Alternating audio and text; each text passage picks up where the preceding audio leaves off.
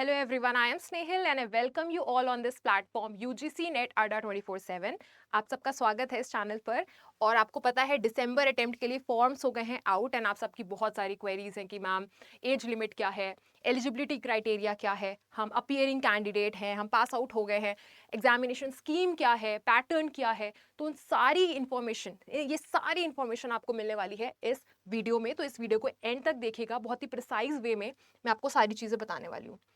तो सबसे पहले आप देखिए कि फॉर्म कब से कब तक आप भर सकते हैं। 30 सितंबर से लेकर 28 अक्टूबर तक आप फॉर्म भर सकते हो, तो डिले मत करना, जल्दी से फॉर्म फिल करो। इसके बाद आप देखिए आपको फीस कितनी पे करनी है। अलग अलग कैटेगरी के लिए अलग अलग फी है, तो कैटेगरी ध्यान से भरिएगा क्योंकि उसी के हिसाब से आपको अपनी फी पे करनी है। अगर आप जनरल या फिर अनरिजर्व कैटेगरी से आते हो तो आपको पे करनी पड़ेगी 1150। ठीक है, अगर आप जनरल EWS कैटेगरी से हो या फिर नॉन क्रीमी ओबीसी कैटेगरी से हो तो आपको 600 रुपये देने पड़ेंगे। इसके अलावा अगर आप SC ST या फिर पर्सन विद डिसेबिलिटी या फिर थर्ड जेंडर से बिलोंग करते हो तो आपको क्या पे करना है, 325 रुपये। तो ध्यान से अपनी कैटेगरी फिल करिएगा सबसे पहली चीज। इसके बाद मान लीजिए कोई गलती हो जाती है आपसे तो परेशान नहीं होना है, आपके लिए करेक्शन विंडो ओपन होगी 30 से 31 अक्टूबर तक। आपने जो गलतियां की हैं आप उन्हें ठीक कर सकते हो। फिर ध्यान दीजिए आपके एग्जाम कब से कब कंडक्ट होने वाले, 6 दिसंबर और 22 दिसंबर, इसके बीच में आपके सब्जेक्ट का कभी भी एग्जाम हो सकता है। ध्यान दीजिए कि आपके एग्जाम की ड्यूरेशन क्या है। 3 घंटे का आपका एग्जाम होता है, यानी कि अगर हम मिनट्स पे देखें तो 180 मिनट्स। 180 मिनट्स में आपको 150 क्वेश्चन करने होते हैं। पेपर 1 के 50 क्वेश्चन, पेपर 2 के 100 क्वेश्चन। ठीक है, देन आगे देखते हैं।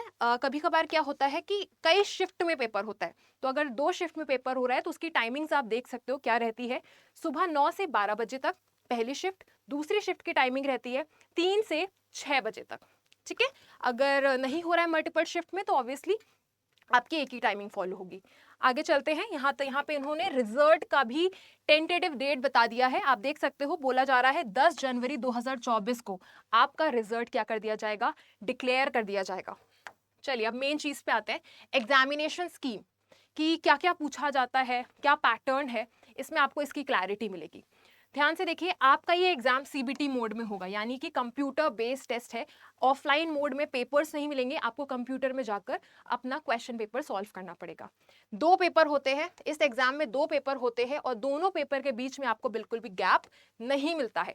यानी कि पेपर 1 इसके आपको 50 क्वेश्चन करने हैं, पेपर 2 आप देख सकते हो इसके 100 क्वेश्चन करने हैं।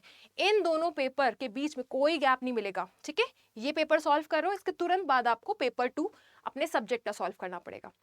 अब ध्यान से देखिए, हर एक जो क्वेश्चन होता है वो कैरी करता है 2 मार्क्स, यानी हर एक क्वेश्चन कितने मार्क्स का है, 2 मार्क्स का। इस हिसाब से आप समझ सकते हो 50 क्वेश्चन आ रहे हैं पेपर 1 में तो वो कितने मार्क्स कैरी कर रहे हैं, 100। अगर पेपर 2 देखिए तो उसमें 100 क्वेश्चन आ रहे हैं जिसमें आपके सब्जेक्ट का पूछा जाएगा, तो वो टोटल मार्क्स कितने हो गए, 200 मार्क्स। अब ध्यान दीजिए कि ये जो क्वेश्चंस हैं इसमें पूछा क्या जाता है, इनका नेचर क्या है। ये सारे क्वेश्चन कैसे होंगे, ऑब्जेक्टिव यानी कि मल्टीपल चॉइस क्वेश्चंस होंगे, आपको टिक करना पड़ेगा। जो पेपर 1 है वो सबके लिए कॉमन है, चाहे आप ज्योग्राफी के स्टूडेंट हो, मैं आपको एजुकेशन पढ़ाती हूँ, चाहे आप एजुकेशन के स्टूडेंट हो, मैनेजमेंट के हो, किसी भी सब्जेक्ट के स्टूडेंट हो, पेपर 1 सबका कॉमन आता है, सबको सेम 10 यूनिट पढ़ के जानी होती है। लेकिन पेपर 2 अलग होता है, जो आपका सब्जेक्ट है, जिस सब्जेक्ट से आपने मास्टर्स की है, ठीक है, जैसे कि कुछ बच्चे एमएड कर रहे हैं तो मास्टर्स इन एजुकेशन, तो उनका पेपर 2 क्या हो जाएगा, एजुकेशन।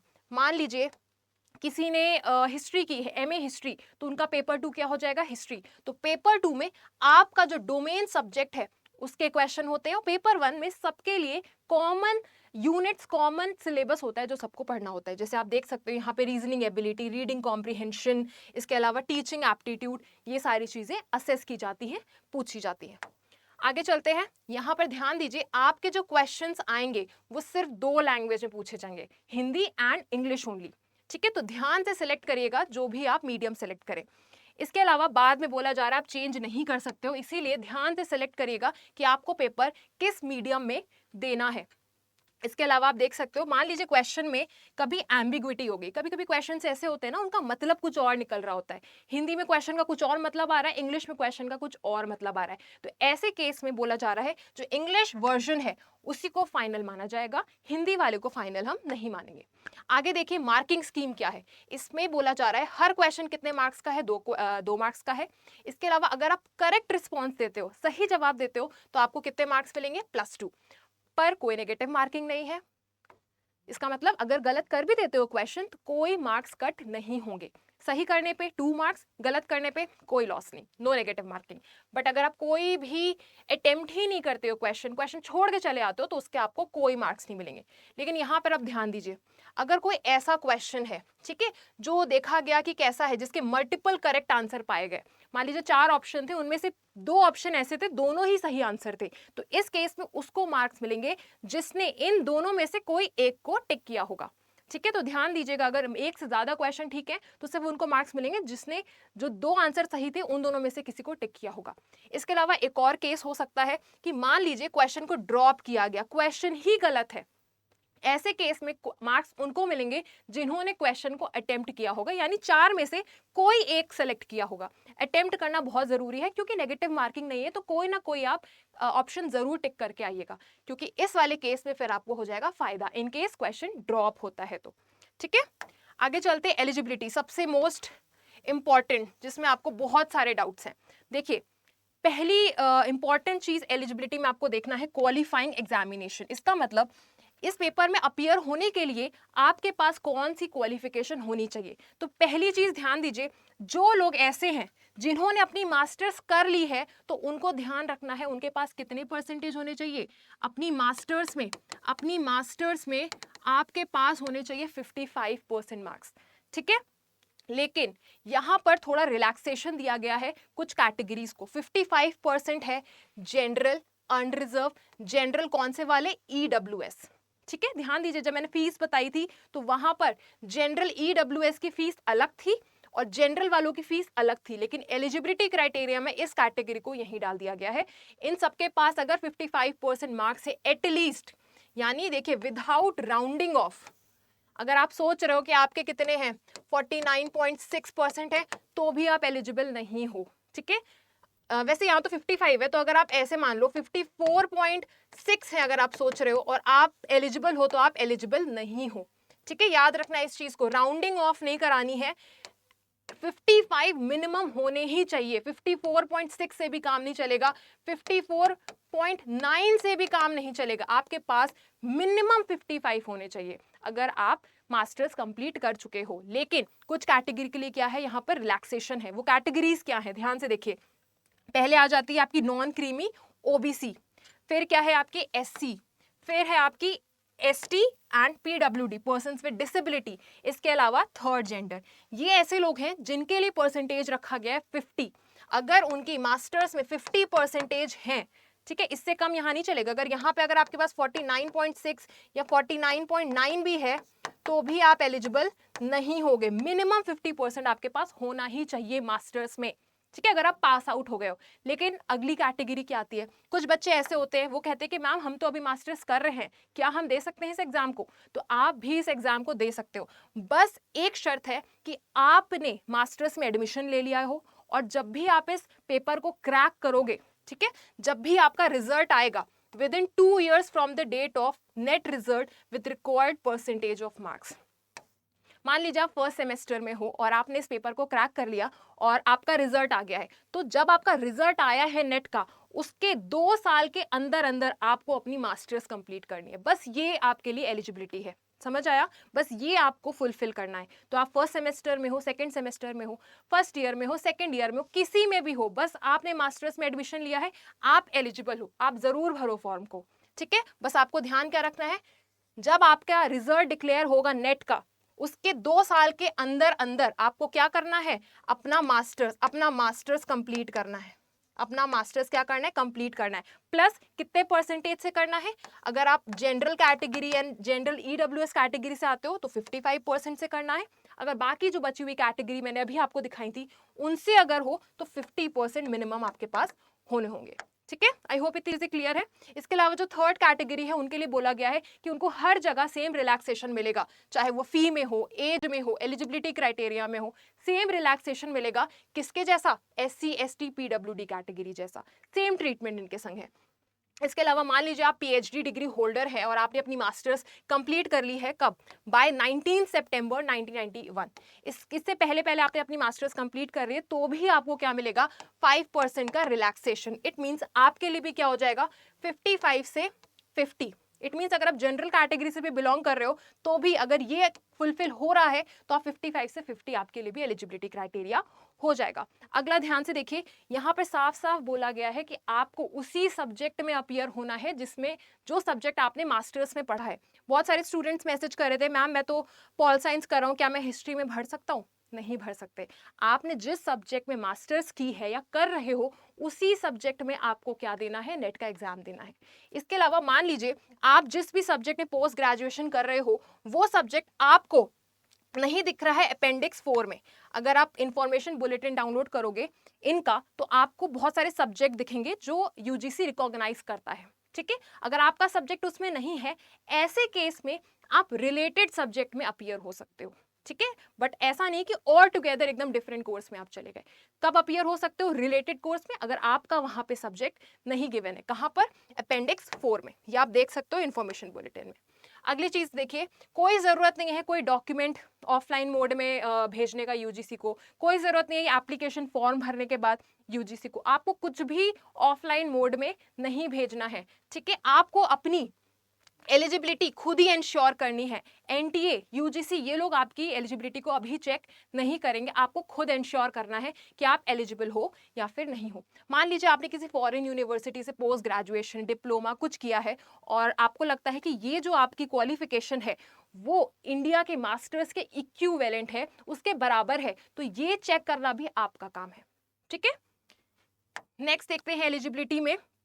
बहुत लोगों को होता है कि मैम मान लीजिए मेरा कट ऑफ मेरे पेपर में 200 मार्क्स कट ऑफ गया 300 में से, तो आप ध्यान दीजिए 200 मतलब है कि दोनों पेपर का मिलाकर।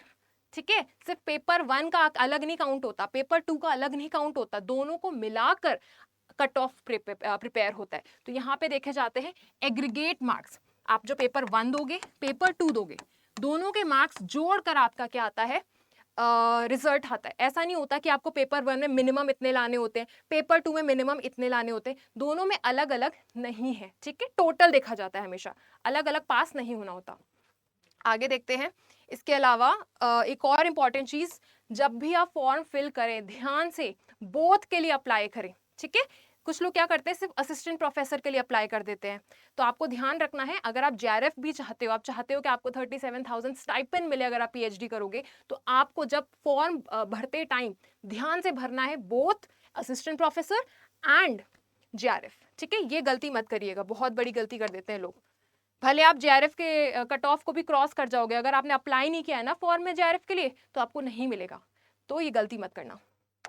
आगे देखिए, ये आपको परसेंटेज शायद परेशान करते हो कि 40% क्या है, 6% क्या है, 1% क्या है, तो ध्यान दीजिए 40% आपके क्वालिफाइंग मार्क्स है। यहाँ पे बोला गया है कि मान लीजिए आपका जो पेपर हुआ है 300 मार्क्स का, क्योंकि 150 क्वेश्चन थे ना, तो हर एक क्वेश्चन 2 मार्क्स का है, तो टोटल 300 मार्क्स का। तो यहाँ पे बोला गया है कि 40% तो आपके पासिंग मार्क्स जैसे आप मान लो, ठीक है, क्वालिफाइंग मार्क्स है, इतने तो होने ही चाहिए, उसके बाद ही आपके रिजल्ट को, आपके पेपर को क्या किया जाएगा? कंसीडर किया जाएगा। और ये 40% मतलब पेपर 1 प्लस पेपर 2 दोनों को मिलाकर। 40 क्रॉस करने का मतलब ये नहीं है कि आप असिस्टेंट प्रोफेसर के लिए आप एलिजिबल हो गए, आपने क्वालिफाई कर लिया या जेआरएफ क्वालिफाई कर दिया, नहीं। ये 40% मतलब अब आप कंसीडर किए जाओगे। ठीक है, 40 क्रॉस किया, कंसीडर किए गए, फिर उसमें से जो 6% लोग होंगे उन्हें दी जाएगी असिस्टेंट प्रोफेसरशिप का सर्टिफिकेट। ठीक है, फिर उसमें से भी जो 1% लोग होंगे जिन्होंने बहुत ही बेहतरीन प्रदर्शन किया होगा, ठीक है, जो टॉप के होंगे, उनको दिया जाएगा जेआरएफ। तो ये 40% क्रॉस करना कोई बड़ी बात नहीं है और इससे कोई खास फायदा भी नहीं होगा। आपको टॉप 6 में आना है, टॉप 6% में। ठीक है, ये 40 का बस इतना मतलब है कि एनटीए आपके रिजल्ट को एटलीस्ट देखेगा कि हाँ चलो इन्हें कंसीडर करते हैं लिस्टिंग में। ठीक है, आई होप ये डाउट आपका क्लियर हुआ होगा। इसके अलावा एज बहुत ही बड़ा डाउट रहता है सबका। ध्यान से देखिए, एज यहाँ पर 2 टाइप की एज लिमिट्स हैं, जेआरएफ एंड असिस्टेंट प्रोफेसर। तो असिस्टेंट प्रोफेसर के लिए कोई एज लिमिट नहीं है, आप चाहे जितने भी साल के हो आप अप्लाई कर सकते हो। एज लिमिट का क्राइटेरिया दिया गया है आपके JRF में, ठीक है। क्या है, 30 साल से ज्यादा आप नहीं होने चाहिए। अब ये कैसे पता चलेगा, आपको कैलकुलेट करना है इस डेट तक। ये आपको डेट दी गई 1 दिसंबर 2023। मान लीजिए आप कभी भी पैदा हुए, आपकी कुछ बर्थ डेट थी, ठीक है, और आपको कैलकुलेट करना है अपनी बर्थ से लेकर 1 दिसंबर 2023 तक कि कहीं आप 30 साल से ज्यादा तो नहीं हो रहे हो। अगर आप 30 साल से ज्यादा हो रहे हो तो आप JRF के लिए एलिजिबल नहीं हो, आपको 30 से कम का ही होना है, ठीक है। तो आप ऐसे कैलकुलेट कर सकते हो अपने बर्थ से लेकर 1 दिसंबर 2023 तक आपकी जो भी एज निकल रही है उसको देखिए, 30 से कम है तो आप एलिजिबल हो, 30 से ज्यादा है तो एलिजिबल नहीं हो, ठीक है। लेकिन अगेन यहाँ पे रिलैक्सेशन है कितने साल का, 5 साल का। किन लोगों को है देख लीजिए, 5 साल का रिलैक्सेशन दिया गया है OBC नॉन क्रीमी को, ठीक है, SC ST PWD and third category को, प्लस विमेंस को। ध्यान से देखिए, विमेंस को भी 5 इयर्स का रिलैक्सेशन है, यानी कि 35 साल तक आप लोग क्या कर सकते हो, अप्लाई कर सकते हो, ठीक है। अगर आप 35 साल से ज्यादा हो तो फिर ये कैटेगरी भी अप्लाई नहीं कर सकती है। इसके अलावा और भी रिलैक्सेशन है, जैसे रिसर्च एक्सपीरियंस। मान लीजिए आप किसी रिसर्च प्रोजेक्ट के पार्ट रहे हो, ठीक है, तो वहां पे भी आपको क्या मिल जाएगी, रिलैक्सेशन मिल जाएगा, मैक्सिमम 5 इयर्स का। वैसे इससे कम का भी मिलता है क्योंकि आपने जितने टाइम के लिए रिसर्च एक्टिविटी की है उतना रिलैक्सेशन मिलता है, बट मैक्सिमम कितना देंगे, 5 इयर्स। बट आपको उसके लिए सर्टिफिकेट प्रोवाइड करना पड़ेगा उस इंस्टीट्यूशन से, उस अथॉरिटी से जहां से आपने अपना वो रिसर्च एक्सपीरियंस गेन किया है। इसके अलावा मान लीजिए एक और कैटेगरी है 3 साल का। 3 साल का रिलैक्सेशन आपको दिया जाएगा अगर आप कैंडिडेट किसके हो, LLM डिग्री के। 5 साल का दिया जाएगा अगर अगर आपने सर्व किया है आर्म्ड फोर्सेस में। तो ये कुछ कैटेगरीज हैं अलग टाइप के एज रिलैक्सेशन। आगे चलते हैं, ठीक है। आई होप मैंने सारी चीज़ें आपकी क्लियर कर दी हैं कि कैसा एग्जाम पैटर्न होता है, एवरीथिंग। एलिजिबिलिटी क्राइटेरिया को भी एक एक पॉइंट मैंने आपको प्रोस्पेक्टस से देख के, इन्फॉर्मेशन बुलेटिन से देखकर बताया है। तो अगर आपको ये वीडियो इन्फॉर्मेटिव लगा है तो प्लीज़ वीडियो को लाइक करिएगा, शेयर करिए अपने दोस्तों के संग जिनको बहुत ज़्यादा कन्फ्यूजन है कि मैं एलिजिबल हूँ या नहीं हूँ, ठीक है। इसके अलावा प्लीज़ कमेंट करिए अगर आपकी कोई क्वेरी है, आपके कमेंट को हम रीड करते हैं, उसी के अकॉर्डिंग हम आपके लिए वीडियो लाते हैं ताकि आपकी क्वेरीज क्या हो, रिजॉल्व हो। इसके अलावा अगर आप प्रिपेयर करना चाहते हैं UGC नेट के लिए तो अडा 24/7 पर बहुत सारे टीचर्स हैं जो अपने रिस्पेक्टिव सब्जेक्ट्स के लिए आपको प्रिपेयर करा रहे हैं। तो हमारे चैनल को सब्सक्राइब करिए और उन टीचर से मिलिए, आप बात कर सकते हैं उनकी लाइव क्लासेस में। बहुत सारे बैचेस भी हैं, एनरोल कर सकते हैं, 60 दिन बचे हैं। बिल्कुल डेडिकेटली अगर आप तैयारी करेंगे तो आप जरूर क्रैक करेंगे। मैं आपको पढ़ाती हूँ पेपर टू एजुकेशन। अगर आप चाहते हो एजुकेशन के लिए प्रिपेयर करना तो आप मेरी क्लास में आ सकते हो। मंडे टू फ्राइडे मेरी क्लास होती है 1 से 2 बजे तक। So thank you everyone. हमारी वेबसाइट को विजिट करिए और देख सकते हैं क्या क्या मटेरियल आपके लिए अवेलेबल है। Thank you.